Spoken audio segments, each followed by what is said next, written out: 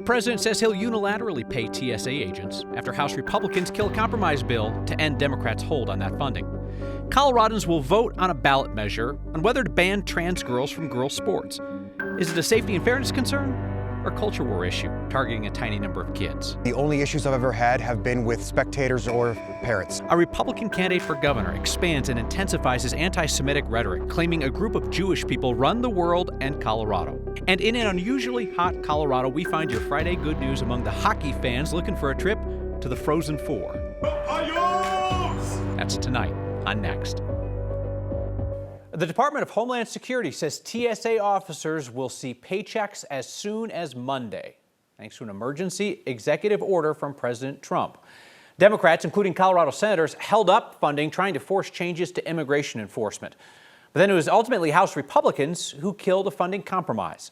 A partial government shutdown impacting the Department of Homeland Security is now in its 42nd day. Democrats have been blocking funding since February due to their concerns about how Trump's mass deportations have led to violence in the streets. Today, they finally reached a deal with Senate Republicans to fund most Homeland Security functions, except for ICE and Border Patrol. That was a no-go for House Republicans, who are pushing a short-term funding deal that includes funding for ICE. This week, we are fighting to fund our Border Patrol agents and our ICE agents. Republicans were not elected to defund the police. The Senate leadership has been jamming our House leadership this entire Congress and even before then as well. So I think it's past time that they understand that we have some authority in this legislative branch as well. Deal is unlikely anytime soon. Senators left D.C. this morning after reaching their agreement, and Democrats in the Senate say the House funding plan's a non-starter. Senior administration officials told the Associated Press that for now, that funding to pay TSA agents is going to come out of a tax bill that Trump signed last year.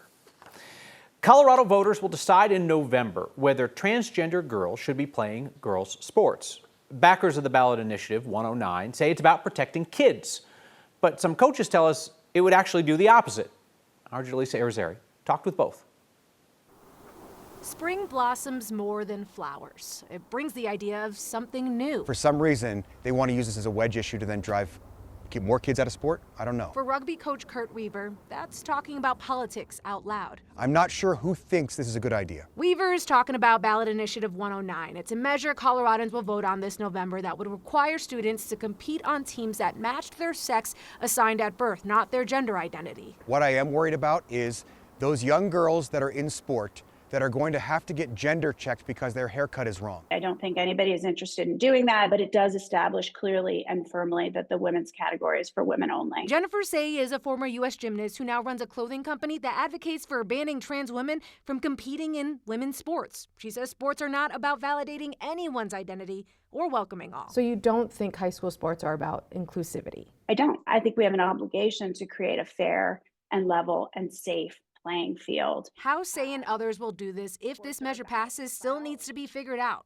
She says they don't know exactly how this law would be implemented, but would likely include some kind of doctor's note verifying the athlete is biologically female. I think the majority of Coloradans see this as a common sense ballot initiative, and I think we'll win. Why would we ever want this for our kids? Weaver worries about how this law would affect all of his athletes, especially those this would directly impact. Have you ever coached a transgender girl before? I have. And so I've never really had an issue with the players making an issue of the athlete being on the field. Honestly, across all ages, the only issues I've ever had have been with spectators or parents.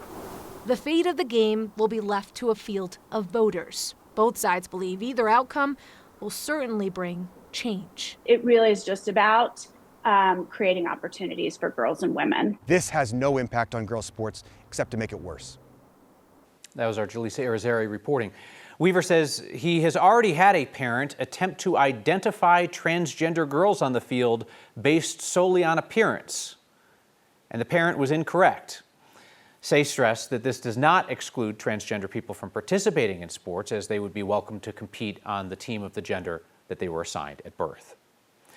Democrats at the state capitol have watered down their proposal, cracking down on 3D printed ghost guns. They say, as written, it didn't stand a chance of getting the governor's signature to become law.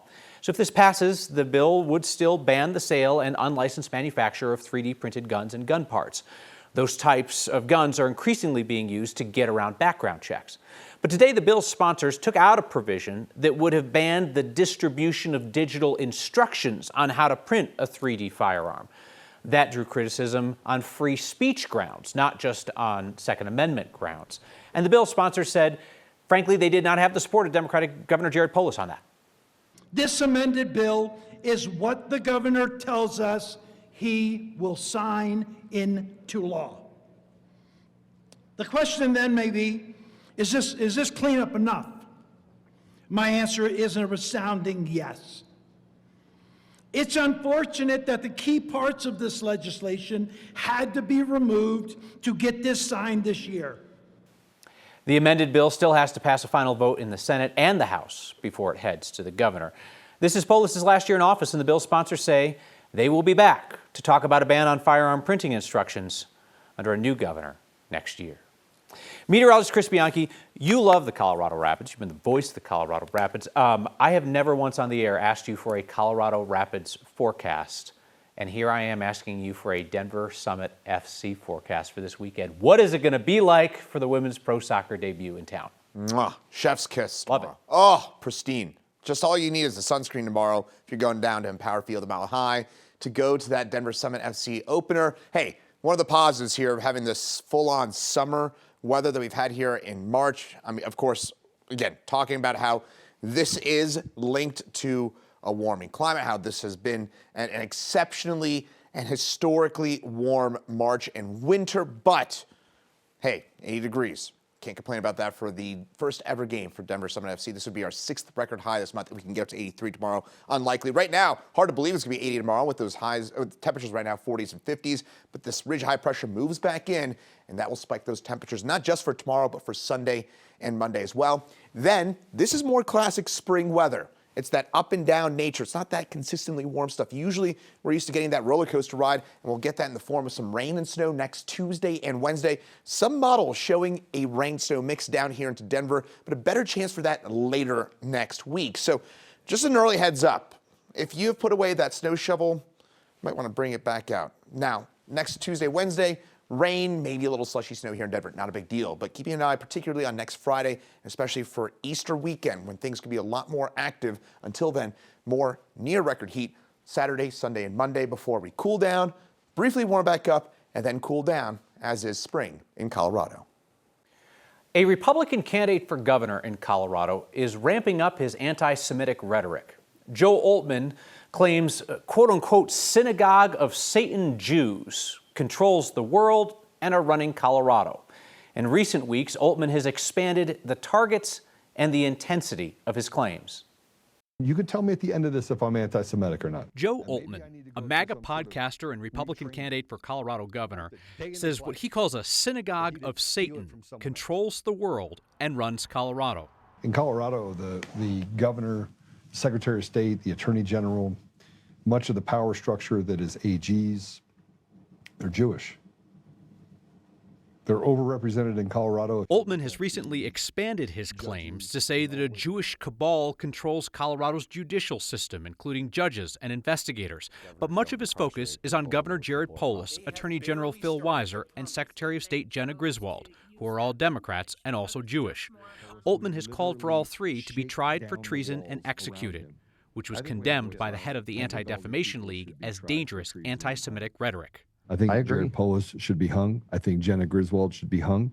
I think Phil Weiser should be hung. I think they should hang by their neck until dead. Oltmann told 9 News, quote, "Despite you and others hiding the obvious, I can tell you that most people see it. What Polis, Weiser, and Griswold have done is demonstrably evil, and they did it together." Oltmann continued, "Their lineage and their connections are equally obvious." These are demonic individuals that have built a fraternity around the George Soroses of the world. When 4 Democrats recently voted against a bill to eliminate incarceration in certain child sexual assault cases, Oltmann singled out one for his ethnicity. Then you got Mike Weissman, little synagogue of Satan member right there. Democratic Senator Mike Weissman of Aurora says after being targeted by Oltmann and other far-right figures, he received a deluge of death threats and anti-Semitic hate. He took to the Senate floor to liken threats of political violence and anti-Semitism to a wildfire threatening Colorado. Be careful with open flames. Better yet, don't play with fire at all. And if you happen upon a fire already burning, please, for God's sake, don't pour gasoline on it. Oltmann's anti-Semitic rhetoric isn't reserved for public officials. When a random X account with a Jewish surname criticized him, he responded, quote, "Another synagogue of Satan Jew cartel mouth running." Oltmann insists he's not anti-Semitic and that he has Jewish friends and family. I'm asking you the question, am I anti-Semitic? Oltmann is one of several Republican candidates for governor seeking to get on the ballot at the GOP State Assembly in April. Oltmann was nominated for governor from the floor of that assembly in 2022, nominated by the former State House Minority Leader. He declined and threw his support behind other candidates. The eventual Republican nominee for governor in 2022, Heidi Ganahl, then went on Oltmann's podcast to celebrate his endorsement of her candidacy. Here we are coming up on the start of women's pro soccer in Colorado. If you're at the game, I'll see you there. I'll have my girls. Here's something we can all do today. Let's help open up the game of soccer to more young people, young women in particular, who are looking for ways to feel at home in Colorado. This week's Word of Thanks microgiving campaign, your 303rd, 303 Denver, 303. The 303rd campaign supports Soccer Without Borders Colorado. That nonprofit helps refugee and immigrant kids build connections and learn English. And yes, just play soccer. They do it in Weld County, in the northern suburbs of Denver, and in Aurora. Denver Summit FC actually recently helped out by buying cleats for all the girls in their program. Our donations will help fund their summer camps. That is where their current high school participants are hired as coaches and counselors. Often it is their first job experience, so it is one more way to prepare them for a great future in Colorado. Let me just tell you straight, right? Your average weekly microgiving campaign this year has raised $65,000 a week. That is the power of community, right? So I am very confident that we are going to finish funding their summer camps. We're just going to take care of that. And then our donations are going to go specifically towards Soccer Without Borders Colorado's girls programming, expanding opportunities for girls whose families just otherwise would not be able to afford to put them in a soccer program. Scan the QR code on your screen or text the word THANKS to 303-871-1491 to get that link to donate. You have proven that even $5 helps because you have raised $18 million in microgiving that way. The core of the program is now the 7,500 people who have signed up to make a monthly donation to the Word of Thanks Fund. You put in your info one time, pick a donation amount, and each month it's automatically split among all the nonprofits that we feature. So you get to say, I helped everybody. And lately that has added almost $50,000 in giving each week. Group of politicians loses their crusade to overturn caps on campaign contributions. Say that 5 times fast because I can't. My good news is we're playing hockey and we're winning hockey. It's 80 degrees in Colorado. Why not play some hockey? We skate into the weekend with your favorite Friday question. It's the good news in the lives of your neighbors to take us home at the end of a long week. Next. 55,000 of us will be able to say, I was there. Denver Summit FC kicks off their first ever women's pro soccer home game tomorrow at Mile High. The 55,000 tickets sold would smash the current NWSL single game record of 40,000 in attendance. The defending 5A high school girls soccer team would be there too, if not for some tough scheduling. Our Marshall Zellinger has that from Fort Collins. There's a first time for everything, like the first home game for the NWSL expansion Denver Summit FC, or the first 5A high school championship last year for the Fossil Ridge girls soccer team. When that final whistle blew, it was one of those, oh my gosh, I'm going to Disneyland moments. It's back on the practice field for Coach Cyrus Salahi and the defending 5A girls soccer champs. The SaberCats won their first ever title from the corner.